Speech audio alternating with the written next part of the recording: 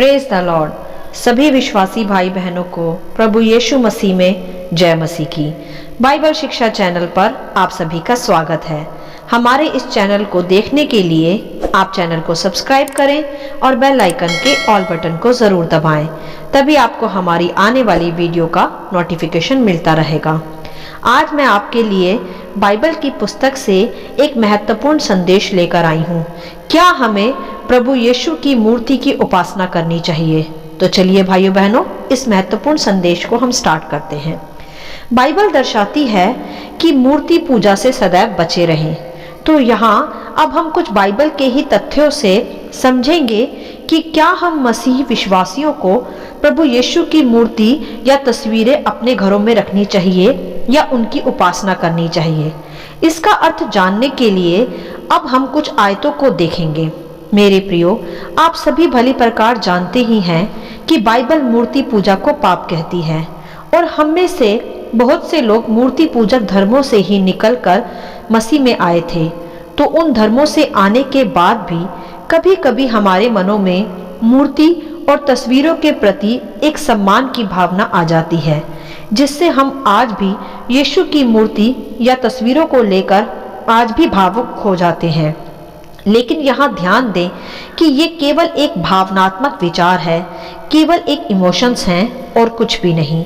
यह इसलिए होता है क्योंकि हमें वर्षों से उसकी आदत होती है, जिससे हम अपनी भावनाओं से मूर्ति या तस्वीरों को सम्मान करते थे। तो मसीहत में आकर भी कभी कभी कुछ लोग ऐसा ही करते रहते हैं, लेकिन यह एक गलत भावना और विचारधारा है। हमें इसे छोड़ना व बदलना अब आवश्यक है। कैसे? चलिए जानते हैं। मेरे प्रियो, जब आप बाइबल के वचनों को गहराई के साथ अध्ययन करते हैं, तब आपको सच्चाई का ज्ञान होने लग जाता है। और बाइबल तो पहले से ही स्पष्ट करती है कि सत्य को जानो तो सत्य तुम्हें स्वतंत्र करेगा। और जब हमने सच्चे परमेश्वर के ज्ञान व सत्य को जान ही लिया है, तो हम फिर उसी गुलामी की प्रथाओं, रिवाजों व भावनाओं में क्यों फंसे रहें? क्योंकि बाइबल स्पष्ट करती है गलातियों 5:1 में कि मसीह ने स्वतंत्रता के लिए हमें स्वतंत्र किया है, सो इसी में स्थिर रहो और दासत्व के जुए में फिर से ना जुटो। हालेलुया। तो यहाँ यह तो स्पष्ट हो जाता है कि प्रभु यीशु ने हमें सभी गुलामी की प्रथाओं व भावनाओं से भी स्वतंत्र किया है। तो हमें फिर से उनकी गुलामी में वापस नहीं लौटना। और जब आप प्रभु के सत्य को, उसकी स्वतंत्रता को ठीक से वरन अधिकाई से अपने मनों में बसने देंगे, तो वह आप ही आपके मनों को फिर नया कर देगा। अब ध्यान दें यहाँ कि रोमन कैथोलिक भी प्रभु यीशु की मूर्ति रखते हैं व उनकी आराधना करते हैं, जो कि एक सही ढंग नहीं है सच्चे परमेश्वर की आराधना का। उनके विषय में यहाँ ज़्यादा एक्सप्लेन नहीं करूँगी, नहीं तो वीडियो बहुत लंबी हो जाएगी। परंतु उन्हीं को देखकर कुछ अन्य मसीह भाई बहन भी यीशु की मूर्ति, उनकी तस्वीर या क्रॉस इत्यादि को अपने घरों में लगा लेते हैं, जो कि एक गलत चुनाव है। और फिर वह वही रीति, प्रथा और भावनाएं बन जाती हैं जिनसे फिर वह निकल कर आए थे, अर्थात जिनसे हमें प्रभु ने स्वतंत्र किया है। अब हम बाइबल की एक आयत को देखते हैं, जो कि लिखी गई है निर्गमन 20:4 में, जहाँ स्पष्ट रूप से यहोवा परमेश्वर की आज्ञा है कि तू अपने लिए कोई मूर्ति खोदकर ना बनाना, ना किसी की प्रतिमा बनाना, जो आकाश में या पृथ्वी पर या पृथ्वी के जल में हो। हालेलुया।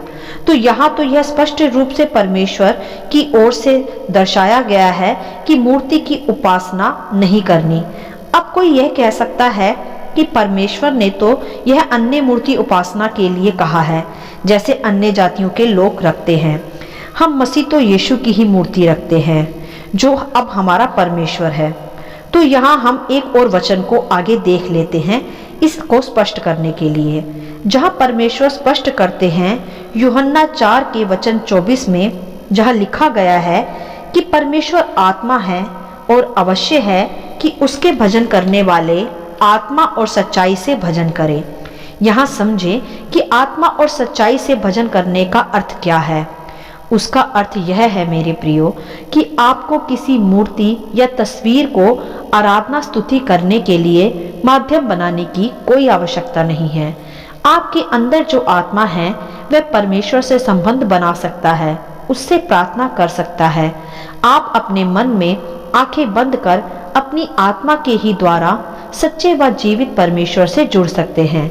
उसके लिए आपको मूर्ति या तस्वीरों की कोई आवश्यकता नहीं है। तो क्यों फिर मूर्ति या तस्वीर रखना? ये तो पुराने धर्म व रीति रिवाजों से व हमारी मानसिक भावनाओं से चली आ रही एक प्रथा है, जो आज भी हम में से कुछ मसीह विश्वासी इसे छोड़ नहीं पा रहे। आप रोमन चर्चिस को भी ना देखें, उनकी एक अलग ही प्रथा और विचारधारा है, जिसका वर्णन यहाँ किया जाना अभी संभव नहीं है। हमें प्रभु के वचनों के आधार पर व बाइबल जो स्पष्ट करती है उस सत्य के आधार पर चलना है, न कि भावनाओं व रीतियों के आधार पर। एक सच्चे मसीह विश्वासी को यह अपने हृदय में स्पष्ट रूप से सदा स्मरण रखना चाहिए कि एक मूर्ति या तस्वीर सच्चे व जीवित परमेश्वर की ओर से नहीं है। मेरे प्रियो, हम सब प्रभु यीशु की ओर से बुलाए गए व चुने गए हैं, तो हमें यह समझना होगा प्रभु मूर्तियों या तस्वीरों में नहीं वरन हमारी आत्मा में वास करता है। उसको स्मरण करने के लिए या उसको सम्मान करने के लिए या उसकी आराधना स्तुति करने के लिए, उससे प्रार्थनाएं करने के लिए हमें उसकी ही किसी मूर्ति को खोदकर बनाकर उसके आगे झुकने की कोई आवश्यकता नहीं है, क्योंकि उसने तो आप ही कहा कि तुम कोई मूर्ति खोदकर ना बनाना, और यह भी कि परमेश्वर आत्मा है जो हमारे मनों में वास करता है, ना कि किसी मूर्ति या तस्वीर में। जैसा लिखा भी है 1 कुरिन्थियों अध्याय 3 के वचन 16 में कि क्या तुम नहीं जानते कि तुम परमेश्वर का मंदिर हो। जी हाँ भाइयों बहनों, हम परमेश्वर का जीवित मंदिर है। तो यहाँ भी स्पष्ट हो जाता है कि हमारा शरीर ही परमेश्वर का वासस्थान है, वह उसमें वास करता है। उसकी उपासना व सम्मान में झुकने के लिए हमें उसकी भी कोई मूर्ति बनाने की आवश्यकता नहीं है। मेरे प्रियो, यह मूर्ति पूजक प्रथा हम सच्चे मसीह विश्वासियों के लिए नहीं है, जिसको बाइबल स्पष्ट करती है कि मूर्ति पूजा से बचे रहो। तो क्यों करना वह काम जिसे करने के लिए हमारा परमेश्वर हमें मना करता है? आप खुद ही समझिए कि जो काम करने को परमेश्वर मना करता है, क्या वह काम परमेश्वर की ओर से है? नहीं, वह परमेश्वर की ओर से नहीं वरन शैतान की ओर से है, जिसका काम ही है सच्चे व जीवित परमेश्वर के विश्वास में चलने वाले लोगों को भरमाना और उनसे यहोवा की आज्ञा के विरुद्ध काम करवाना। परंतु ध्यान दें, जिन भावनाओं व प्रथाओं की गुलामी से परमेश्वर ने हमें स्वतंत्र कर छुड़ा लिया है, हमें फिर से उन्हीं पापों को दोहराना आवश्यक नहीं है। जिस परमेश्वर ने हमारे पापों को क्षमा कर दिया, हमारे लिए क्रूस पर दंड भुगत लिया, हमारे लिए अपना पवित्र लहू बहा दिया, वह हमें अनंत जीवन दिया। वह कभी नहीं चाहता कि हम मूर्ति या तस्वीरों के माध्यम से उसे सम्मान दें या उसकी कोई भी झूठी मूर्ति गढ़कर उससे प्रार्थनाएं करें। वे तो सर्वदा हमारे मनों में वास करता है, और यही प्रभु का सत्य छुपाने व हमें भरमाने के लिए शैतान ने झूठी प्रथाएं व धर्म गढ़ दिए, जिसमें मनुष्य उलझा रहे व वे सब करता रहे जो परमेश्वर की आज्ञाओं का भाग ही नहीं है। उसी में से एक है मूर्ति पूजा तथा मूर्ति को दंडवत करना। जब हम सत्य को जानते हुए भी वह सब करते हैं जो परमेश्वर की ओर से नहीं है वरन शैतान की ओर से है, तो हम परमेश्वर की दृष्टि में अपराध करते हैं। यह ना सोचे आप कि हमने तो सब छोड़ दिया, पुरानी प्रथा रिवाज, और अब केवल यीशु की ही मूर्ति रखी है या क्रूस इत्यादि। तो नहीं, यह भी शैतान की ही एक चाल है आपसे आज्ञा उल्लंघन करवाने की। आप परमेश्वर की दृष्टि में दोषी ठहरे, वह यही चाहता है। मेरे प्रियो, सचेत हो जाएं अब और शैतान की चालों से खुद को बचाएं। जो परमेश्वर की ओर से है ही नहीं, उसे करना ही क्यों है? भले ही मूर्तियां कुछ भी नहीं होती, परंतु उसके पीछे एक विचारधारा है, एक भावना है, एक सोच है व फिलॉसफी है, एक ऐसा विश्वास है जो परमेश्वर की ओर से नहीं है। तो क्यों करना वह सब? जैसे कि आप जानते ही हैं भली प्रकार कि शैतान शरीरों को नाश करने के लिए मनुष्य के शरीरों में दुष्ट आत्माओं के रूप में घुस जाता है, तो यह भी उसकी ही एक चाल है कि वह मूर्तियों व तस्वीरों में घुसे और लोग फिर उन तस्वीरों के आगे झुककर उसे दंडवत करे। मेरे प्रियो, हमें संभलना है अब उसकी इन रणनीतियों से। शैतान ही ऐसी विचारधारा व धर्म गढ़ता है और आपकी भावनाओं को उनका गुलाम बनाता है कि आप वह सब करें जो परमेश्वर की ओर से नहीं है, फिर चाहे वह प्रभु यीशु की ही मूर्ति की उपासना ही क्यों ना हो, जिसे देखकर आपकी भावनाएं उस मूर्ति का सम्मान करने लगे व उसके आगे झुककर उसे दंडवत करें। नहीं मेरे प्रियो, हमें ऐसा नहीं करना। मूर्ति या तस्वीरें कुछ भी नहीं हैं जिससे हम अपनी भावनाओं या आस्थाओं को जोड़ें। वे केवल एक भ्रम है और कुछ नहीं। जिसके गढ़ने व उपासना करने के लिए स्वयं परमेश्वर ने ही हमें मना किया है, तो हम वह काम क्यों करें जो उसके विरोध में है।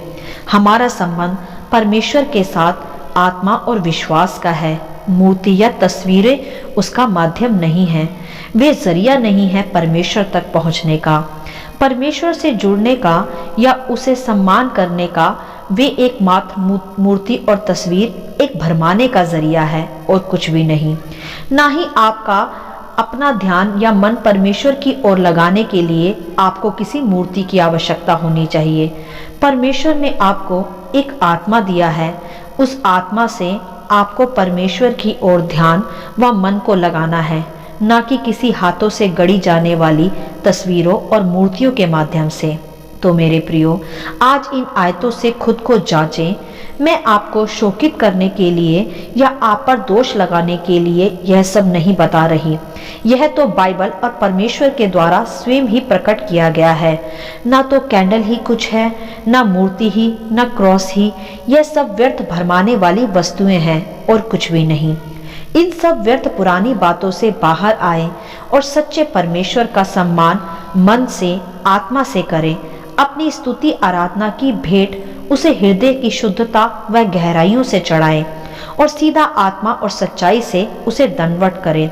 उसके वचनों पर चलकर उसे सम्मान व आदर करें, किसी मूर्ति या तस्वीर के माध्यम से नहीं।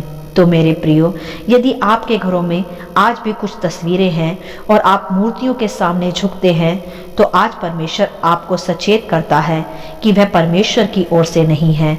आप आज ही उन्हें अपने जीवन से और अपने सामने से हटा सकते हैं और आत्मा और सच्चाई से जीवित और सच्चे परमेश्वर की आराधना कर उसके और करीब आ सकते हैं। यही अवसर है मेरे प्रियो। आज आप अपने आप को नया करें और जीवित और सच्चे परमेश्वर को आराधना और स्तुति की भेंट चढ़ाएं और अपनी आत्मा को परमेश्वर के साथ जोड़ें। हालेलुया। आशा करती हूँ कि इस संदेश का संक्षिप्त विवरण आप सभी को समझ में आया होगा। परमेश्वर आपको अपनी पवित्र आत्मा की भरपूरी से सदा भरता रहे। यदि आप चाहते हैं कि दूसरे भी इस संदेश को सुनकर आशीष पाएं, तो आप दूसरों के साथ भी इसे शेयर कर सकते हैं, क्योंकि हमारे प्रभु यीशु मसीह की यही इच्छा है। आमीन and God bless you all.